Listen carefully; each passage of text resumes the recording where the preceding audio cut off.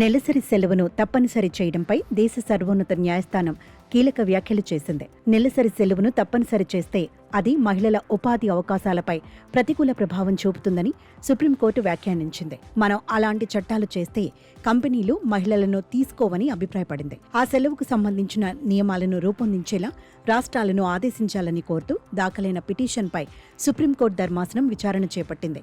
అలాంటి చట్టం తాము పురుషుల కంటే తక్కువ అనే భయం ఉద్యోగాలు చేసే మహిళల్లో సృష్టించే అవకాశం ఉందని తెలిపింది. ఋతుక్రమం అంశంపై అవగాహన కల్పించటం వేరు, దానిని సెన్సేషన్ చేయటం వేరని పేర్కొంది. ఈ సెలవును తప్పనిసరి చేస్తూ చట్టాన్ని తీసుకువచ్చిన మరుక్షణం ఎవరూ మహిళలను నియమించుకోరని ధర్మాసనం తెలిపింది.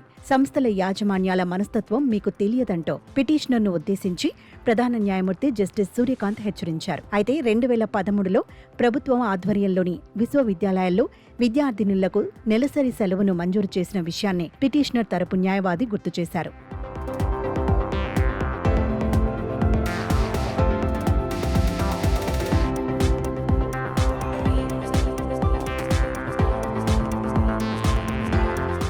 అందుకే ప్రైవేటు కంపెనీలు కూడా అలాంటి వెసులుబాటును కల్పించాయని కోర్టుకు వెల్లడించారు. ఈ క్రమంలోనే దీనిపై ప్రధాన న్యాయమూర్తి స్పందిస్తూ అవన్నీ స్వచ్ఛందంగా తీసుకున్న చర్యలని వెల్లడించారు. ఆ సెలవును తప్పనిసరి చేస్తే మహిళల కెరియర్ ముగుస్తుందని మరోసారి ప్రస్తావించారు. కాగా మహిళల కెరియర్ను దృష్టిలో పెట్టుకుని గతంలో కూడా ఈ అంశంపై సుప్రీంకోర్టు కీలక వ్యాఖ్యలు చేసింది.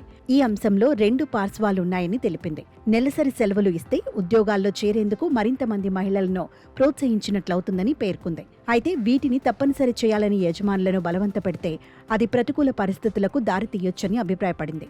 మహిళలను ఉద్యోగాల్లో నియమించుకునే అవకాశాలు కూడా తగ్గొచ్చని, అది తాము కోరుకోవట్లేదని సుప్రీం ధర్మాసనం స్పష్టం చేసింది.